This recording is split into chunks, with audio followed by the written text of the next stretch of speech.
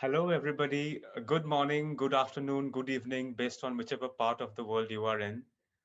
I'm Subhojit Goswami from the Leprosy Mission Trust India. It's a largest leprosy-focused non-government organization in the country, which has been working on research, training, healthcare, and advocacy for those people affected by leprosy and other disabilities. On the occasion of World Leprosy Day, I have a very special guest with me, and I'm really privileged to have him with me. His name is Doug Roland. He is he is hi Doug, welcome to the show. Um, he is an independent filmmaker, but more importantly, he is a storyteller, especially for those communities who are underrepresented, who have uh, not been talked about much, and he's based out of Brooklyn, although he hails from New York City.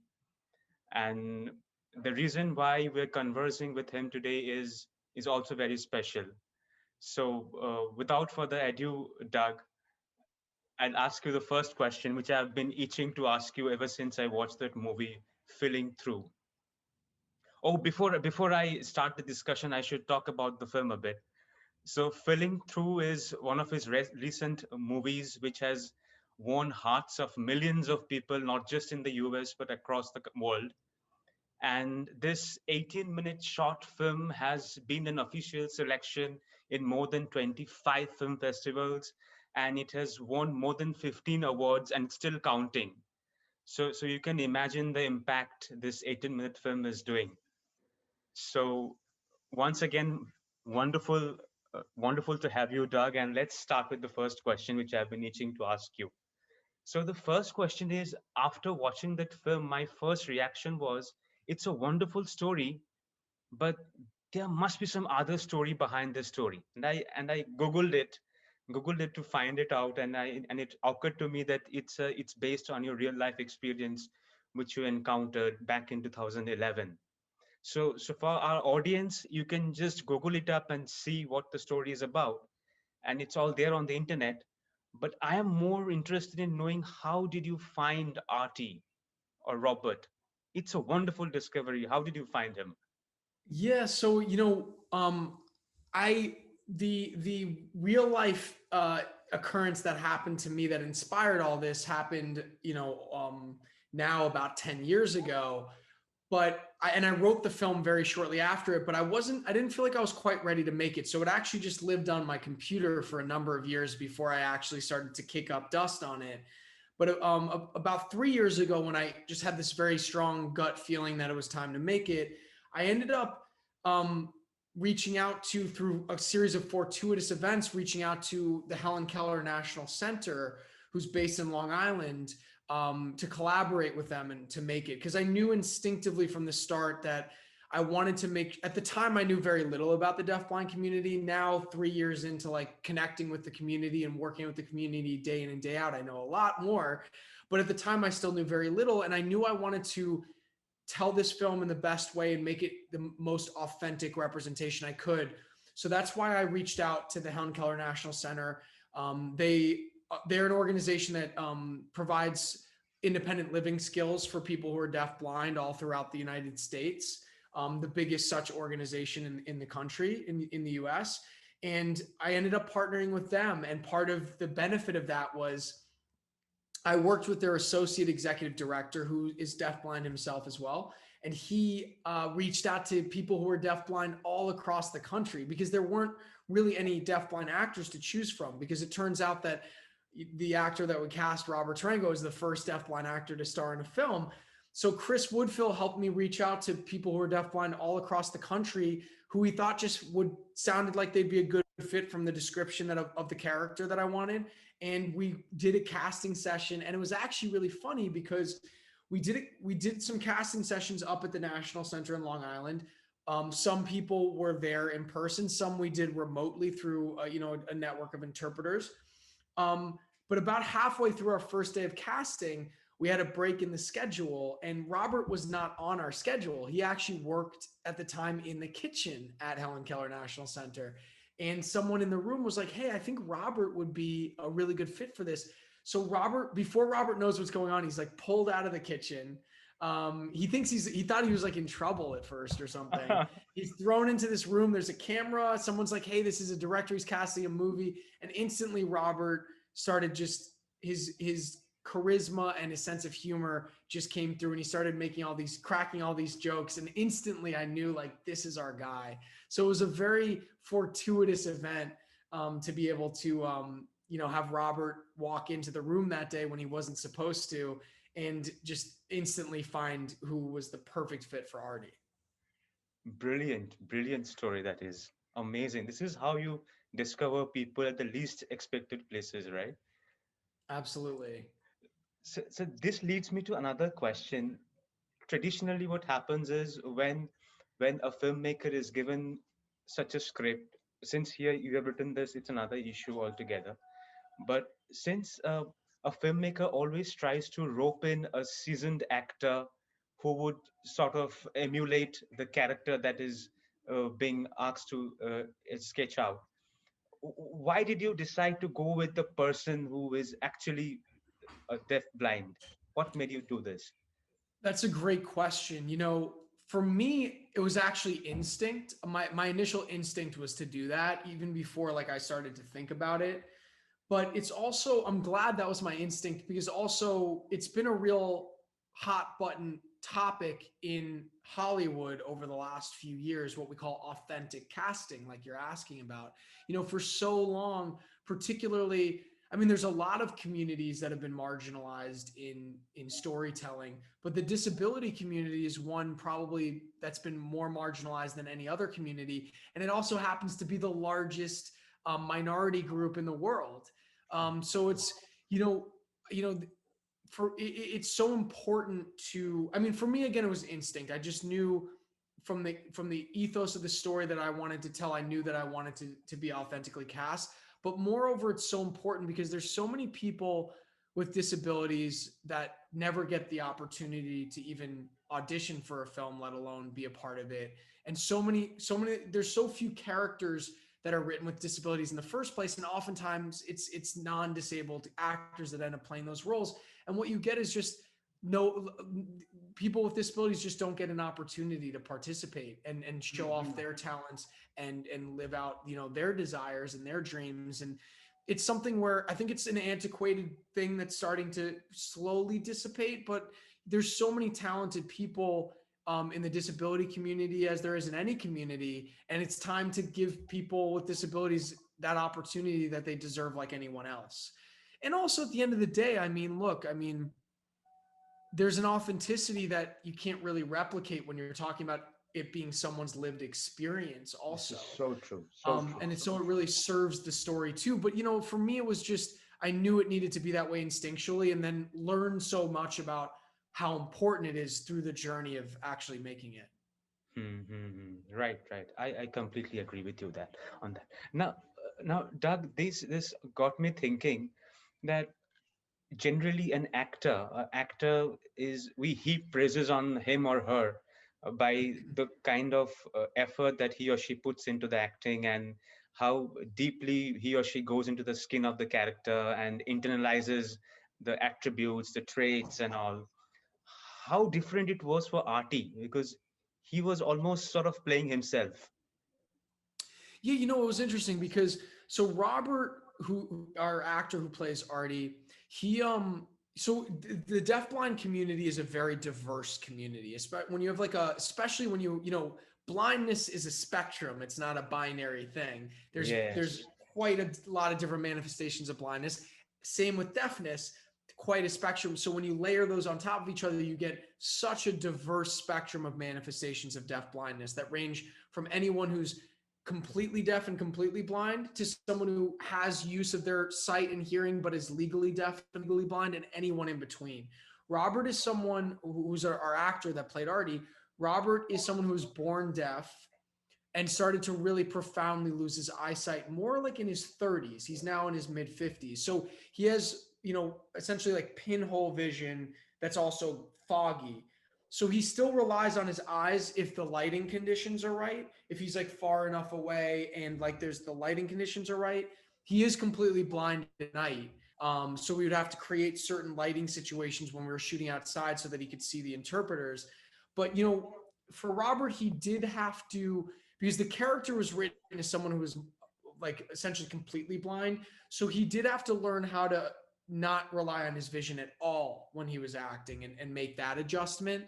So, there were certain parts of the character that obviously he very much innately connected to. And then other things that he were new for him to learn how to not try to use his eyesight at Right. all. Right. Um, but he was such a hard worker, really committed to doing a great job, and he's such a great guy.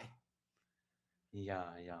Because when somebody watches that film, it never occurred. It will never occur to someone that Robert is doing this for the first time, and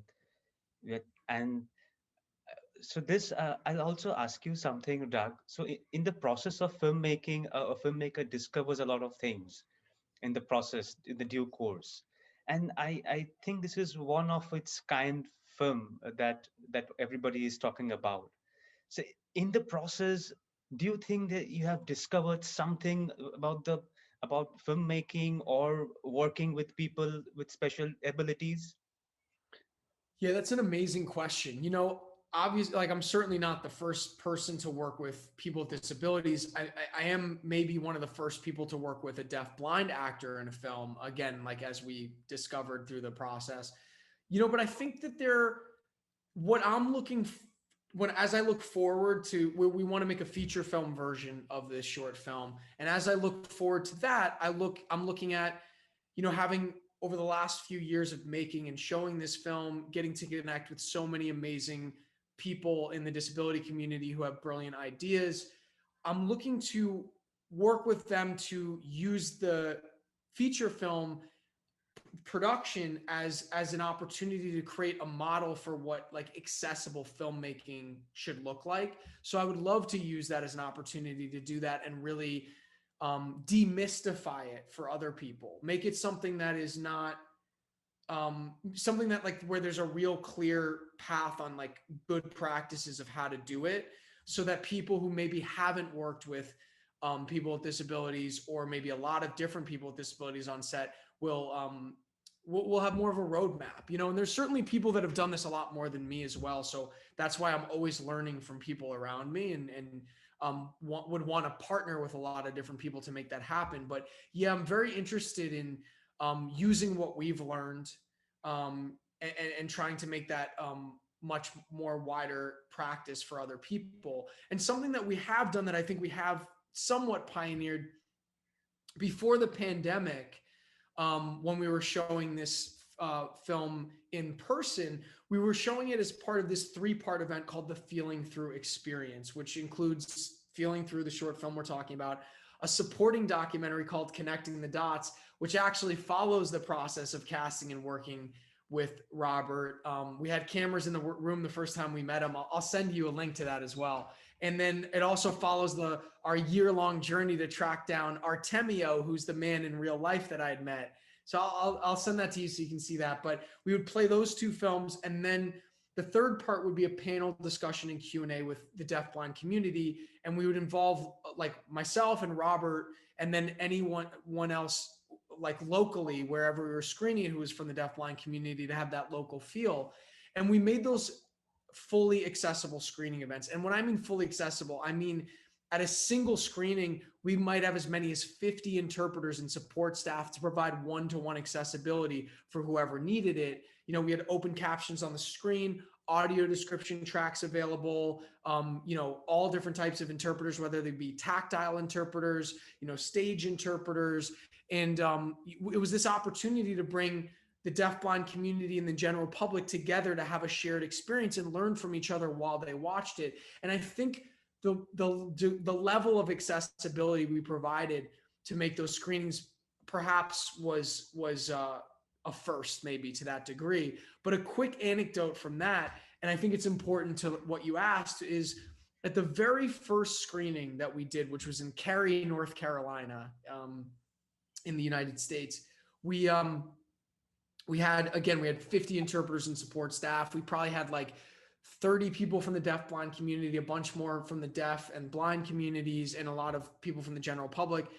And when it got to the panel discussion and Q&A portion, one of the very first people to stand up was a man who is deafblind.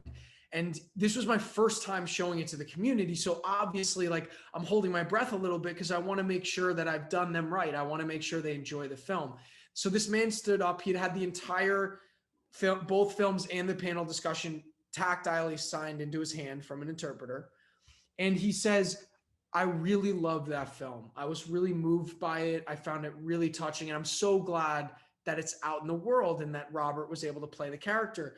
But moreover, I'm so happy to be experiencing this film with all these other people. A lot of people, and in his words still, he says, a lot of people assume that because I'm deaf and blind, I wouldn't care to go to the movies. But I love going to the movies. I love having this shared experience.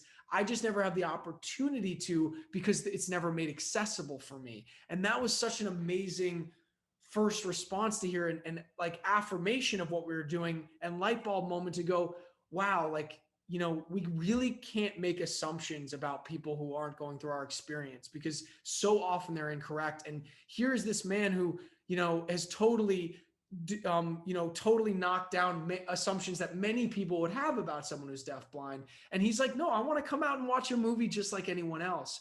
And I thought that was such a beautiful Absolutely. thing to hear. Absolutely, absolutely. So this film, I reckon it's breaking out of stereotypes, a lot of stereotypes that we have about people with special abilities, and we think of them that are they're languishing somewhere in some uncertain corners, and they are hidden from our public eye, and but they also have the right to have that cultural pursue whatever they like, whatever they feel. They have their hobbies, and that's, I think that is a wonderful example of quote unquote accessible filmmaking, or I should say inclusive filmmaking, if I may say so. That is a wonderful thing. I hope that the other countries also warm up to this idea of inclusive filmmaking. Not just the process, not just involving them in the filmmaking, but also making it accessible to them, because they have every right to do this and watch a movie. Uh, Absolutely. so so let's talk about the uh, film, the bigger message of the film. So my initial reaction to the film was that it's it's kind of asking us to look beyond disability and think about the potential of the person that he or she has. It's like moving away from the term disabled to specially abled. So was that the message that you wanted to drive home, or there was something Yeah, I mean else? that's pretty accurate. Yeah, I'll say a quick anecdote in response to that. That kind of sums it up. But when I first connected with the Helen Keller National Center, and I had my first meeting with them, I told them I have a film that has a deafblind character in it that I want to be played by a deafblind actor, but it's not a film about deafblindness. It's a film about human connection and, moreover, the power of human connection despite whatever differences we have. So that's really, one character happens to be a person who's deafblind. The other character happens to be a sighted and hearing young man. But it's less about that and more about the commonality and connection that they're ultimately able to find, and moreover this mutuality and how they both have something to provide for each other. Tariq helping Artie, get on the bus he needs to get home, and Artie really getting in tune with there's some Tariq needing some sort of support and affirmation and care from someone else outside of him. So they really it does in many ways break down a lot of the perceptions people have about the disability community, and that someone who's disabled is always on the receiving end of help and has nothing to offer someone else. And in Hmm. this case, it's not about it's about the fact that they both have their challenges, they both have their like really strong traits, and they're rounded human beings like anyone else, and they also both ultimately have something to offer each other. Yeah. Great, great. So I won't hold you for long. Two more questions, Doug. One is, how is Robert himself?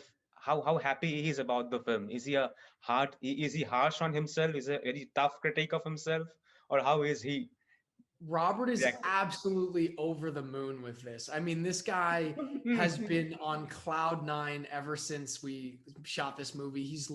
He got to try. So before the pandemic, we got to do 14 of these fully accessible screenings all across the country, from New York to Hawaii and many places in between. So he traveled with me to almost all of them. And then he's done a bunch of virtual screenings with me over the pandemic.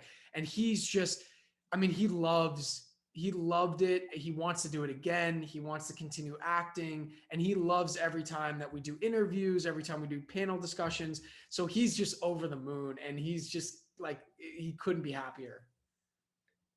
Brilliant, brilliant. This is so heartwarming. This is so assuring to hear such experiences.